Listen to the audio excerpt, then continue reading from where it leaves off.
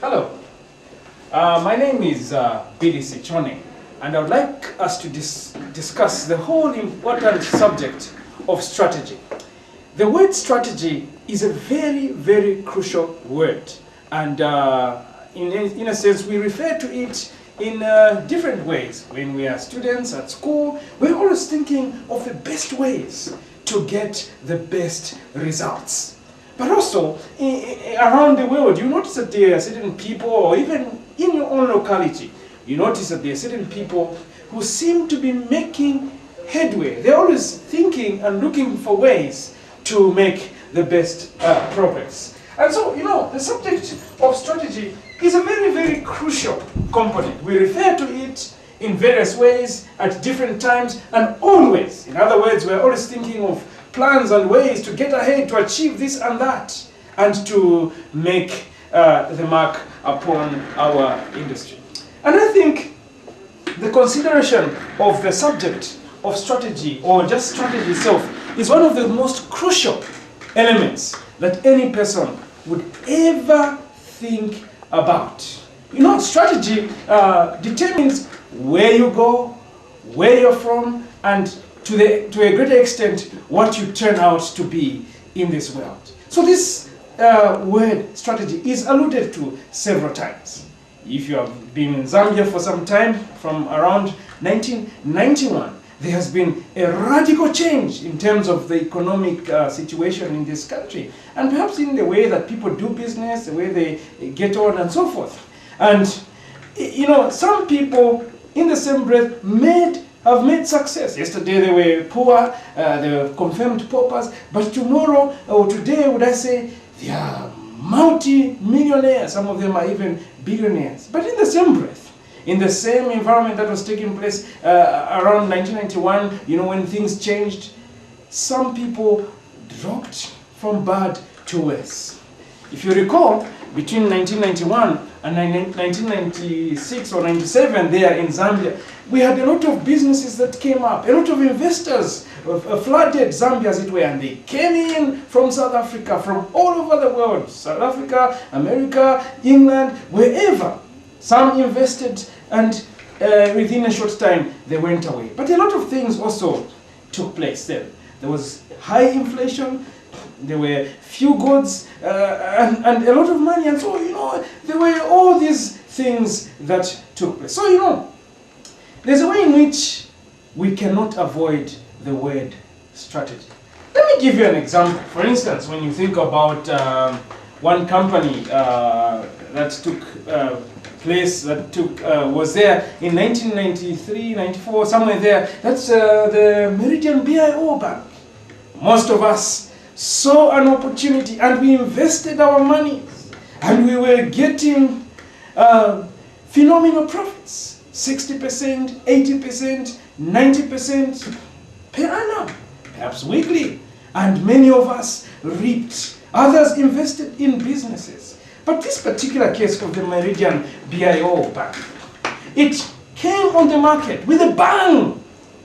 And this company began to spread its tentacles all over the world. It was dotted all over the African continent, and a lot of business was made. Most of us were attracted. I was one of those who invested my money in Meridian BIO Bank, the Pan-African Bank, as they called it. But when it came, it gave very attractive conditions. It gave conditions. When you opened an account, it would give you interest. Sometimes even in current accounts, perhaps, you'd even earn some interest, or there were no charges at all. And many of us flocked. But in the same breath, those established traditional banks, like, if I may call them, although they're changing now, things like Standard Chartered Bank and Barclays, were threatened for a season because the Meridian Bank made a lot of profit and expanded at phenomenal rate. But you know what? It was not very long before that great and magnificent bank crashed and fizzled out of the horizon. So there's a way in which some strategies might work now, some strategies might work tomorrow. Some strategies that worked yesterday might not work in future. So then, we encounter strategy in various ways. At home, the way we run our homes, at school, at work. To a larger extent, as I have stated, you succeed based on what strategy you employ. I wonder what type of strategy that you are employing in your life. Well, this is just an introduction. But we shall move on to the next section to look at, first of all, the overview of the world of strategy. But also in later chapters, which I will look at the essential nature of strategy, what strategy is and what it is not. And we will seek to understand that this small word, if I may call it, is a very, very key component of those people that succeed, of those countries that succeed, and those entities, churches, name them. If they have the right strategy and they keep on reinventing themselves, they will most probably succeed. Please stay with us as we move on to our next chapter or our next session of our discussion. We are just going to look at an overview of the world of strategy.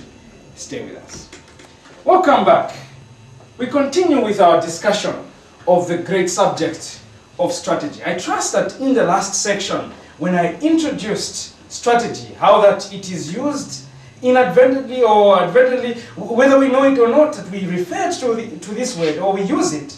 I think in this section, we progress to look at actually an overview of the study of strategy, or what is strategy in a broader sense. What is it exactly? And in a later chapter, we shall seek to define terms rather, and also explain it in its essential nature. But before we continue to look at an overview, I'd like just to read something which I found very, very interesting by a friend, although he wrote it in a kind of humorous manner. But I think that gentleman captured a good thought, and also it shows that to a great extent we in Africa do not develop because we don't employ the right strategy. I'll just read what this person wrote, and this is what he wrote in part. Perhaps I'll take a seat there as I begin to read what this gentleman wrote. Now please listen and pay careful attention, because I think there are very important and salient points that are going to be brought out. He wrote this to me, and he said, "Hello. Sometimes I have wondered why Africa has lagged behind in technology." Then he says, "Only in Africa. Remember how for a number of days we were arguing over Chiluba's revelation of Kaunda's tunnels? It seems immaterial to me now." And then he says, of course, he changed a few things here. He says, "Super Ken University has 11 kilometers of tunnels scattered under the university grounds. They are mostly used in winter when snow covers the ground. But they are equally useful for motorized transport for items such as food and stationery. One might wonder how things get to various departments. You rarely see trucks carrying food, inconveniencing students going to pound. You know, our students are going to read, and then there's a truck, hey, and then you scatter here and there. Well, the last 2 weeks, I have fallen for the tunnels, to the surprise of the nationals, who think I am nuts to avoid the nice summer sunshine above. In my heart, I know I have enough of the sunshine at home. The tunnels are amusing. In case I feel hungry, down there I can stop over for a drink. Just push my coins or swipe my card and bingo! The cork falls off. All automated. The environment outside is clean. In fact, now that's the humorous part, in fact, Soweto Market is the cleanest in the city I have come across so far. It only harbors frail, slothful cholera bacteria that cannot survive long. I was dumbfounded when I saw a machine picking up litter on the lawns. Talk about automation in the cafeteria and university bookstore or shops. Just use the university card. It is like your StanChart, MoneyLink, or Visa card. Well, I can swipe it for all sorts of things. I do not need cash. I do not need cash. Swipe it for breakfast, lunch, laundry, t-shirts, books, a Coke in the tunnels. Can you imagine all those? Instead of carrying these kwachas and things like that, but just swipe that card. The lecture rooms, computers and telegraphic screens all over, art galleries with powerful sound systems, rooms with voice phones, continuous warm water for shower, and water closets which remove issues within seconds. Now the closets are toilets, isn't it? They're those which you can flush. They remove issues, that is waste matter, within few seconds and refill within 10 seconds. I remember back home that sometimes normal flushing does not work. 2 or 3 additional buckets from the tub does the trick. Road safety, respect for pedestrians, this is real here. A car stopping for you to pass, no caponia to harass you when you're getting in on a bus or train. No need for caponias or conductors. Automated purchase of tickets. No one to check, no cheats. Want to be smart? Well, Big Brother camera may be there to catch up with you. In other words, they don't need conductors and chikwela, as we call it, because everything has been automated. No smoke in the rooms or lecture rooms, toilets, etc. as a result of kambirombiro or the white stick, maybe smoking and things like that. Smoke detectors everywhere. Come in and smoke. The next 10 minutes, everybody will be running out because the smoke detectors will sound their alarm and people will run out of the building, completely evacuate the building, and they will surround it and try to cover it. And he tells us that one day he had gone into his room and then I think those smoke detectors rang and everybody had to run. But later on they discovered that there was nothing. But he says, I think there must have been a black moon too that had been smoking. Well, he says, everything there is orderly. There is cleanliness. People don't throw litter anyhow. Papers, you're eating, banana peels and eating and throwing. No. Everything is orderly. Now this person comes back from abroad and he comes to Zambia, and this is what he noticed. I was coming to Lusaka Airport. As I was coming to Lusaka Airport, I was irritated by this guy in front of us who kept throwing banana peels from his vehicle. Well, that sounds familiar, isn't it? We just eat and throw things through the window, especially if you're on a bus and so forth. We have a lot to learn from these guys, as much as they have a lot to learn from our religion. Performance audit is good. Experiencing it in September may not be that pleasant. The 2004 cosmic budget, constitution, and hippie completion point are certainly our focus for now, at least in the next few years. Your performance will set the pace for other IMF and World Bank programs. Very well, farewell for now. You will do well to pay attention to this. Now, although there is a lot of humor in what this gentleman wrote, I think certainly it brings out a lot of things that you and I ought to learn. What is it that has made our friends in the Western world, in the developed world, and perhaps just here our neighbors in South Africa, what is it that has made them advance and tick? Well, I come back to that word strategy. And in this section, like I said, we're just going to have an overview of the world of strategy, or an overview of strategy. What is it exactly? Well, without defining it much, but we can safely say that the word strategy was once exclusively used in military circles. It defined, or it denoted, or it described the large military maneuvers, the deployment of armies and your units and troops in places where you best rout your enemy, you best defeat your enemy. But strategies really had to do with the plans, with the schemes, with the ideas that you came up with, so that you would use them to hammer or to dislodge your enemy. Sometimes your enemy might be greater than you in terms of numbers. They might have superior,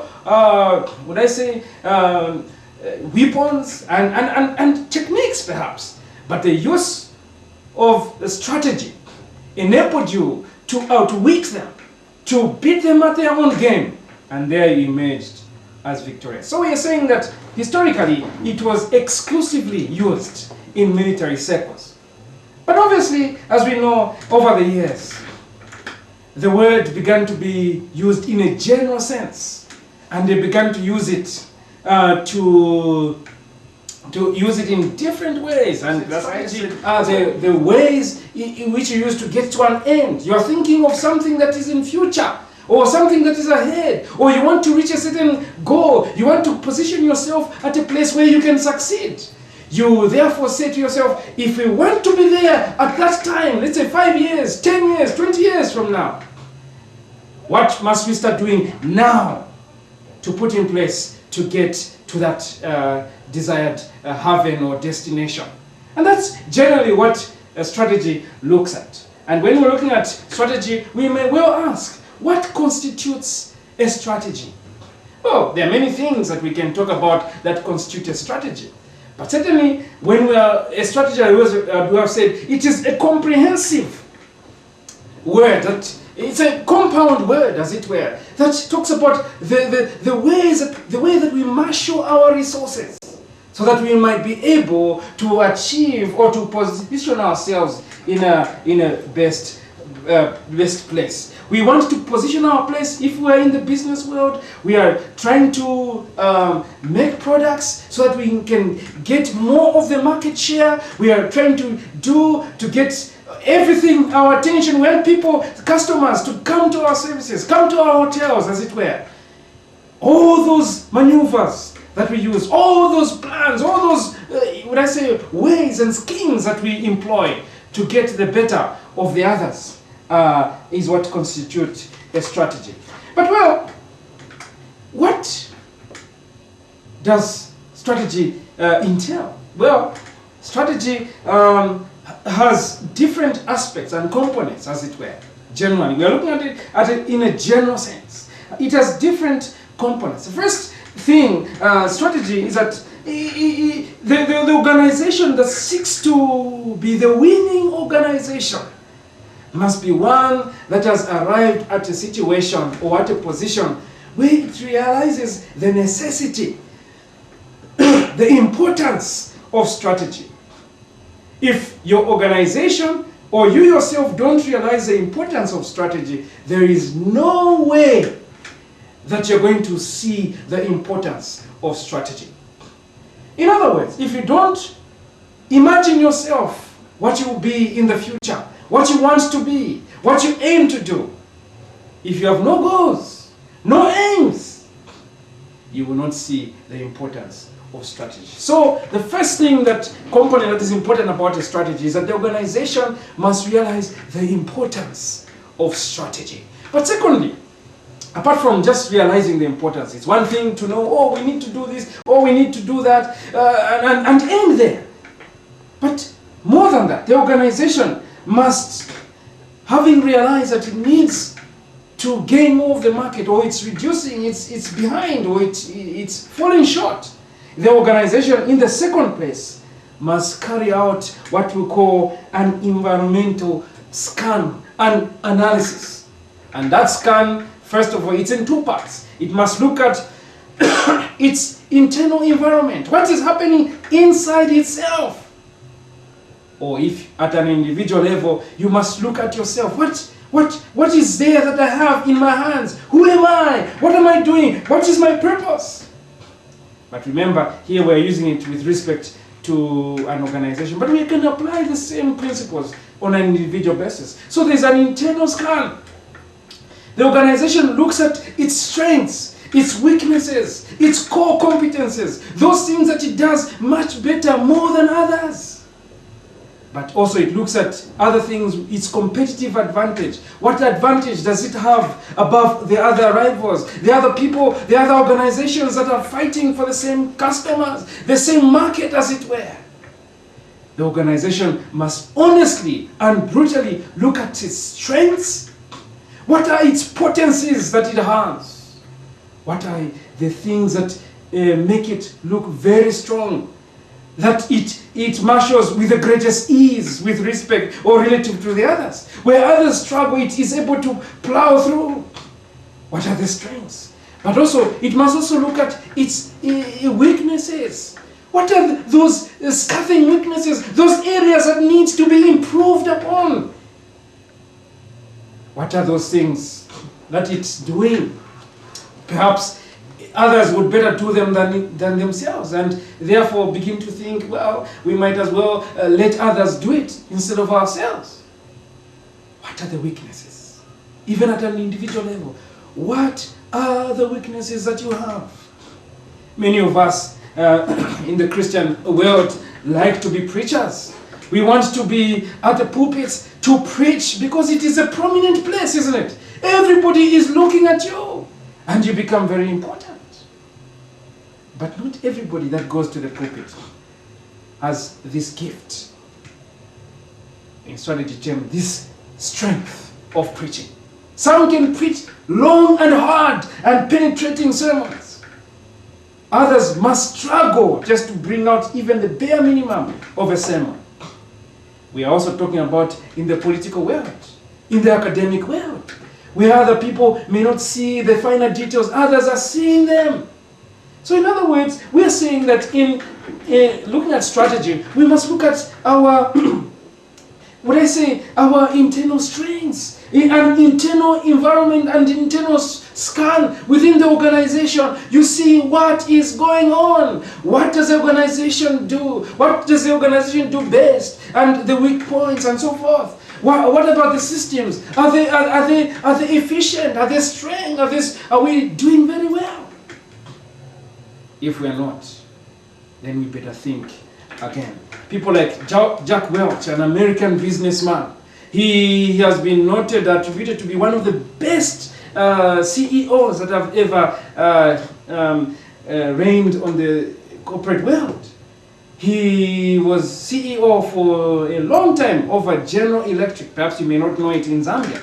But General Electric is one of the large multinational organizations. It is in over 100 businesses. But in every business, it is number one or number two. If it shows that it's got a weakness somewhere, it will pull out. If it's number three rather, or more, Jack says, no, let's pull out. We would rather consolidate our strength in an area where we have strength. So in other words, the organization must look at its systems, it must look at its assets, it must look at the things that are at its disposal, the resources, and how best to get to their desired end. But the second aspect that we must look at, maybe before we go to the second aspect in terms of environmental scan, I think the organization should also look at the human resource aspect, the human resource element. If the organization has a weak human resource department, personnel department, as they might call it in other organizations, the staff, chances are, they will not be motivated, they will not be encouraged, and you know, when they, as soon as they get a job, they just vanish into the organization, and you only fish them out when they have done a crime. Why? Because the human resource department may not be doing its function well. So the organization must make sure that the human resource department not only values people for who they are, because they are the most critical asset in the organization, but the human resource should nurture people, should coach them, should encourage them, and should make sure that they are being built up from one stage to the next. Well, I thought that was an important critical element. But let's move on. The next aspect under that head of environmental analysis is the external environment analysis. The organization must keep watching the external things. What is happening in the market? What are the trends? What is it that the people want? What is going on? And so forth.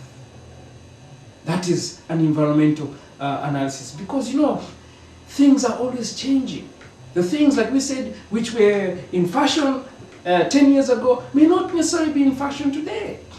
The strategies that worked 100 years ago may not necessarily work today. We have heard of General Electric, an American company. It has been there for close to 100 years. Today it is struggling. But we must commend it that for over 90 years, that organization remained and continued. Even in Zambia, we have had many companies that have come up. They have shone brightly on the horizon, and suddenly they have fizzled out. I'm sure you know the companies that we are referring to. Bank after bank closed. Company after company closed after 1991 because of the competition that came. Because, when the economy changed, it was like somebody opened the floodgates of the Kariba Dam or removed the Kariba Dam wall, and the waters just came tumbling down and they carry everything that is in its path to the sea. That's what happened in 1991 when Dr. Chiluba, with his team, changed the economy, and it became a liberalized economy, and they went into privatization. So there were job losses, there were this and that. In a sense, you couldn't have avoided those things.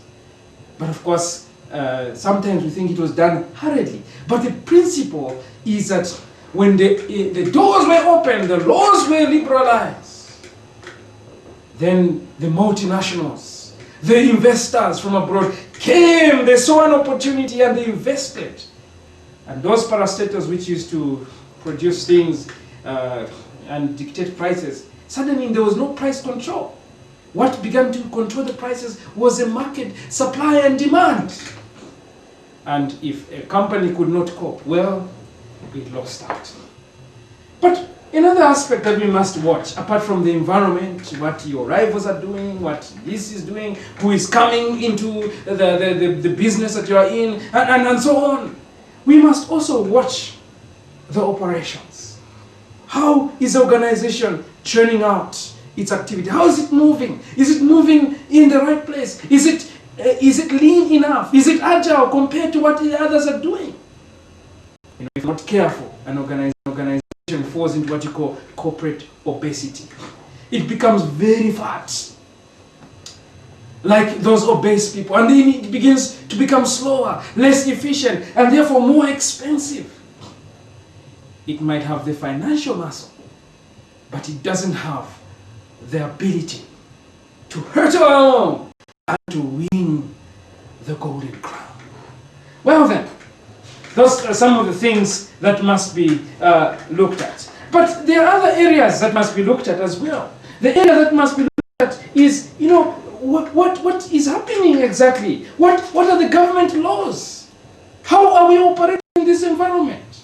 Is it conducive? Can we make a profit? Can I progress to the next level as an individual? If I take this course, if I study this, if I spend 4 years studying, what will it add to my success?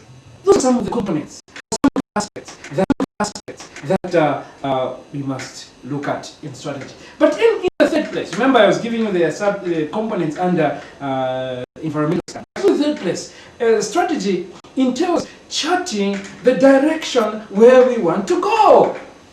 Yes, we have realized that we need a strategy. Yes, we have done an environmental scan, but now we must establish a direction. Where do we want to go from here? Where do we want to be in 5 years' time? Where do we want to be in 10 years' time? In 50 years' time? If we want to retire and in comfort, what must we begin to do now? What are the things that we must put in place now? What are some of the safety gadgets, safety valves, if you like, that we must put in place, that we must map out to ensure that we arrive at that far-flung goal? So the third area, as we have said, it is to establish the direction. Now, in establishing direction, there are three things that must be done. You must look at the vision. It is a desired end, where you want to go, what you want to be. But also, you must also look at the mission. Why does the organization exist? Why is it here? But thirdly, it must also establish the objectives in detail. What are the things that you want to achieve? What you want out of life? Now, as you can see, there are many ingredients that make up strategy. So, dear friends, if you want to be a winner in life, if you want to succeed, if you want to be named among the greats in Zambia, perhaps it could be in the financial world, it could be in the corporate world, it could be in the church world, wherever, if you want to be successful, this word strategy is non-negotiable. Well, friends, I think we have sufficiently looked at the word strategy. We have looked at the overview, a bird's eye view of what is involved in strategy, at least in the way that people have sought to explain it. Well, I think in our next session, we shall move on to look at strategy, its nature, and its, what is it, and we shall define some terms. I think it's a very, very interesting section because it goes to the very heart of strategy. Remember, to the extent that you apply the correct strategy, to that extent, you will succeed and you will go. So until then, friends, please make a date with me as we go through the world of strategy, as we go over the strategic horizon, as we look at the galaxy of things, the vast array of things that are there for us to observe. Please stay with us as we look at strategy in its essential nature. Stay with us. Welcome back. We continue in our consideration of the subject of strategy. I trust that the last session was rather inspirational. But as we come this afternoon, we shall look at strategy in its essential nature and definition. We shall seek to define what strategy is. Like we said, strategy is a word that we refer to again and again in our discussions, in our discourses, at home, at school, at work, in daily life. We use it all the time. And so it is important as we come this time to understand exactly what strategy is. And in fact, we often hear people using the word strategy. But if you were to ask the average person, what exactly do you mean by strategy? Many of us will be at a loss because we will not be able to define exactly in its essential nature. We will not be able to define it, perhaps in the sense that it is. Some people think strategy is just an end in itself. Others think strategy is just some animal out there. Some think strategy is a magical word. It will solve all the mysteries, all the difficulties that we face. But actually, as we shall discover, as we discuss and look at the word strategy, that we'll discover that strategy actually is a servant to us. It is a means to an end. It's not an end in itself. And further, we can state that strategy is a journey. It's not a destination. It is a process towards a certain end. So, the question that we begin with to ask is, what is strategy? What exactly is strategy? How can we define strategy? What is the essential nature of strategy? Well, from the outset, let me state that actually the actual definition in its capsule form of strategy is very, very difficult. It's elusive. Why? Because it is a cross-cutting word, or would I say compound word. It is found in its universal usage in almost in every sphere of life. whatever you are doing, whatever you and I are doing, we employ strategy. But we shall attempt to describe what strategy is. But like from our last session, and perhaps previous sessions, you recall we said the strategy was actually originally used in military circles, which referred to the large military maneuvers and the way they use to deploy the armies and whatever in war, as it were. When they are fighting, they sought to understand the tactics, the skills, the ways in which the enemy was putting its troops, as it were. But from that, they were able to either react or come up with some kind of path, or some kind of route, or some kind of scheme to ensure that they outwit the enemy. In fact, somebody has said, actually the best strategy is to ensure that you win before you even fight any battle. So generally, strategy was used traditionally or in ancient times in military circles. But like we said, now it has a universal application. And in the business world, in life, and so on, living, you discover that we use strategy every time. But what is strategy? Well, strategy is very difficult, like I said, but we can attempt to describe what a strategy is. Simply stated, a strategy is those comprehensive plans and maneuvers that an organization or people do to get towards an end in the most efficient, effective, and would I say profitable manner. Well, that's quite a mouthful actually, and that's my definition. It is those comprehensive plans, those comprehensive routes that we use to get towards a certain goal.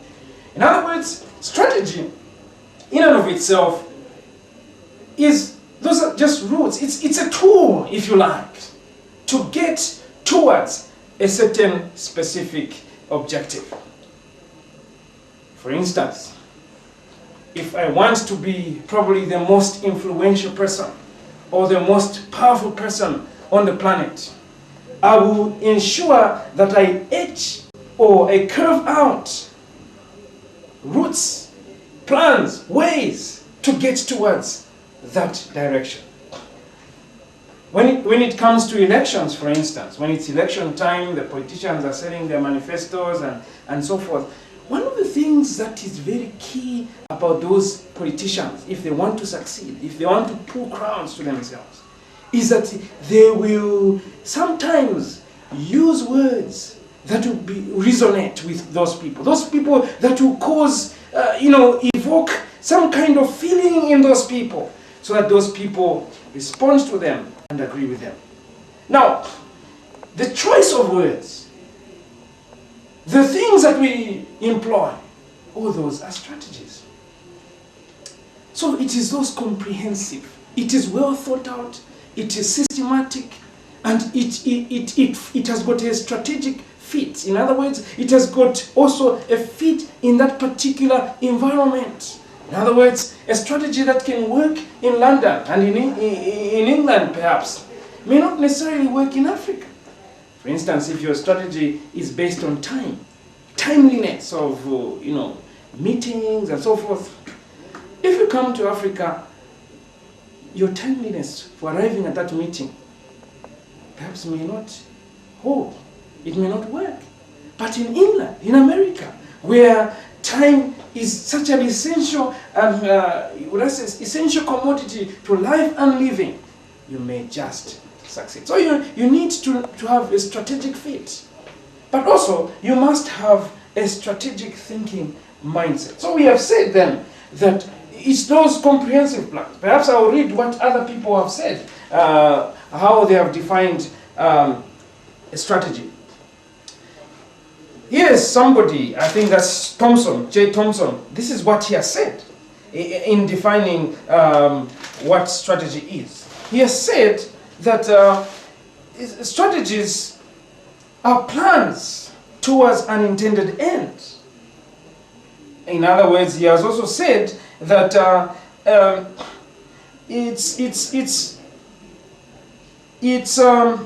I'm trying to look for those words, but he has said something like this, that you see, these are comprehensive plans towards an end. It's a declaration of intent, what you want to do. In other words, you want to get to a certain position, a certain direction, a certain end. And you're asking yourself, how do I get there? In the most efficient manner, in the most effective manner. How do I arrive? How do I achieve my objective?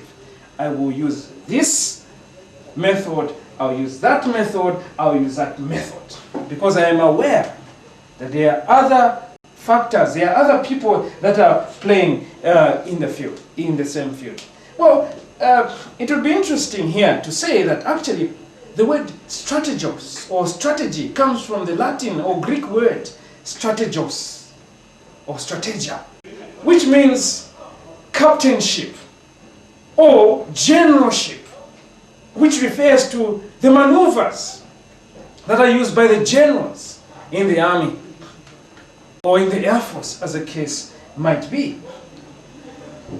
And when we're looking at strategy, we're saying that we must sit down, we must think through, we must think outside the box, and we must think long-term and short-term. And there are different types of strategies. Some strategies are long-term, which could be 10 years and above, but some strategies are short-term, which are maybe 1 to 5 years. And usually short-term strategies are stepping stones towards the long-term. Sometimes these short-term strategies are there to correct a situation.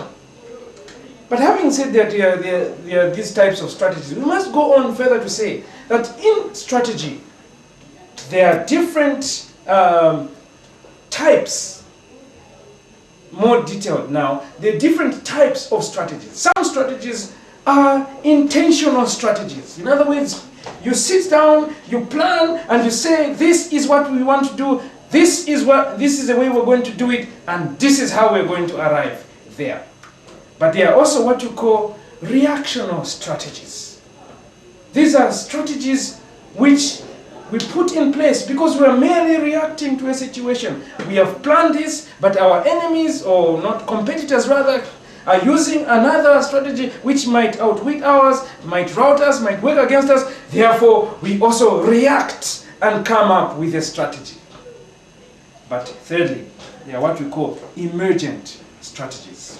These are strategies that we craft. We have made up, yes, our strategy. This is our strategic goal. This is what we want to do. But because of the changes in the environment, because of the industry is changing, because of the tastes are changing, and this and that is changing, we therefore begin to come up with strategy, to modify, to reinvent our strategy, to ensure that our strategy fits in. So much then for the different types of strategies. Let's go on to use a flip chart perhaps and to try and explain what we mean by strategy. Well, strategy, as we have said, strategy. It comes from the word strategos. This is a Greek word, and it means generalship. And it talks about the maneuvers, the generals, the thinking that is going on. And basically what we're saying in strategy, we are saying that we are at point A and we want to get to point B. In other words, this is point A and this is point B. And here maybe there is a lake, or there's Dambo, or there's a river, whatever. There are obstacles in the way. And we're asking the question, how do we move from this point to get to point B? And what we're saying, the vehicle that will move us from this point to get to point B, from point A to point B. This vehicle that gets us there is what is known as strategy. And the way to get from point A to point B may not necessarily be in a straight line. It may be, we may use a vector, okay? We may use that vector. We may fly there. We may use a canoe here if there's a river and get to point A, or we may go that way, or whatever route that we might do. We could choose to use a plane, or we could, if there's network, we can even send an email to say that, well, would have loved to come, but because this and this has happened, and the message gets there in a matter of seconds. So strategy is a vehicle. It is a means to an end. We use it to get our desires. Therefore, we are saying that if we are going to ever succeed in life, we must have excellent strategies, dear friends. If you don't have excellent strategies, you are done. When I look at our country, Zambia, this nation, this great nation that is endowed with great resources, great and mighty resources, perhaps even we are even overwhelmed. I often wonder, why is it that we remain poor? Why is it that the common man on the streets is a pauper and cannot make ends meet, let alone have 3 square meals? Largely, it is because we don't have the correct strategies. But let me go further and say, it's not only the strategies that we don't have rather. It is that we don't have strategic leadership. In other words, it's possible to have excellent strategies, plans, and well-fitted, well-written, and and when somebody looks at them, they'll say, wow, this is great. But if you don't have the right leadership, well, just forget it. So I have wondered, what is it that has made Zambia remain a pauper nation? Somebody has said, and I read it somewhere, that in 1964, at the time that Zambia was getting independence, I think that's South Korea. South Korea and Zambia had the same GDP, gross domestic product. In other words, they were at the same level of development, and they had the same amount of generation of products and services and so forth. The richness level, if you like, they were at the same. But today, 42 years later, 42 years down the road, Korea is the 8th largest economy in the world. But Zambia is in the range of the 173rd poorest nation, one of the lowest 10 in the world. What has caused this discrepancy? Zambia has far more resources than even South Korea. Or is it Korea? What has made the difference? I would like to say it is because of strategic leadership. I don't see why Zambia should be poor while another nation makes progress. Let's talk about Botswana, our neighbors. They only have diamonds. They only have beef, perhaps, and 1 or 2 other essential things. But Botswana has far more reserves in foreign currency than Zambia.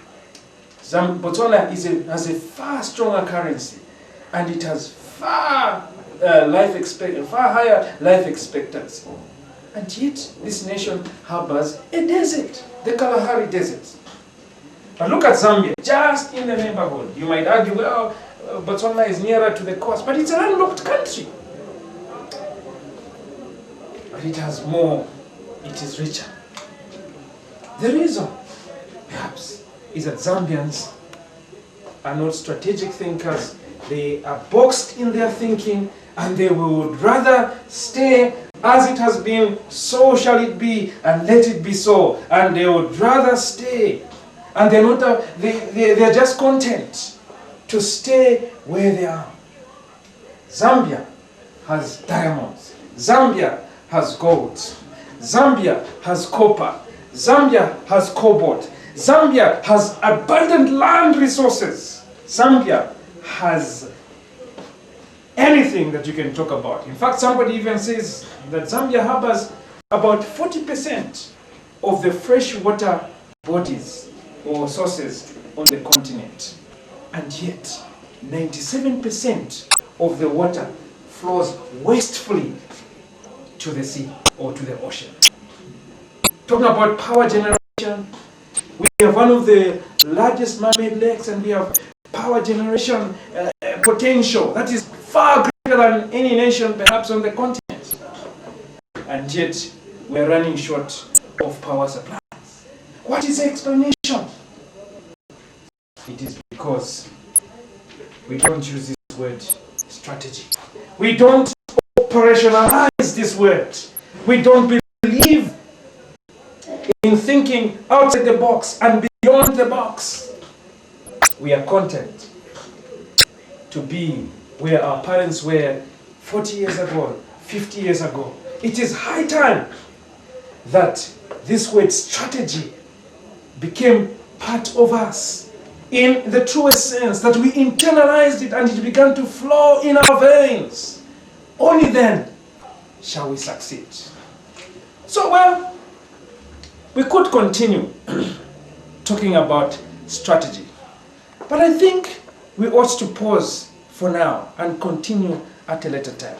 But suffice it to say that we have sufficiently, to some extent, defined what strategy is, and that we need strategic leadership in our own personal lives. We need to be strategic thinkers and leaders, leading and ensuring that we are charting the course and thinking 10, 15, 20 years ahead.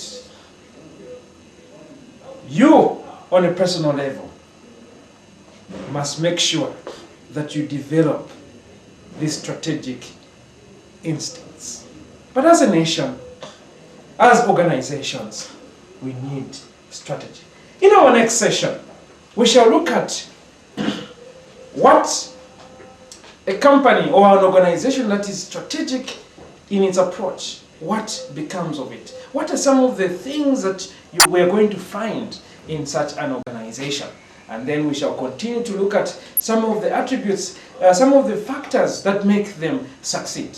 I trust that you are applying these strategic principles that we are giving to you, so that you will be the tycoons of tomorrow, that you'll be the scholars of tomorrow, the researchers and the leaders. And don't even rule out the possibility of becoming the president of this nation. It doesn't matter where you're coming from. It doesn't matter your background. All that matters is using your mind and also you are actively implementing that which you have thought of. Away with the thinking alone that we have had for many years. Away with that analysis paralysis that we have had. Away even with the workshops and things that we have all the time and yet have no time and strength to implement. On a personal level, make sure that you have goals. Make sure that you follow them through and you get to the next level. Those that have succeeded today and in yesteryears and perhaps in the future, they don't succeed because they use magic. No, no. It is because they spend 5 hours sharpening the axe, and in the 6th hour they cut the tree, as Stephen Covey has taught us. But most of us spend 5 hours trying to cut the tree, or 6 hours trying to cut the tree with a blunt axe. And by the time we are cutting, we're exhausted and we don't even do a good job. But the strategist sharpens his axe again and again until it becomes sharp and they cut within 1 hour. I hope you make a difference. Please make a date. Do not go away as we continue to look at this all-important subject of strategy. So stay with us, dear friends.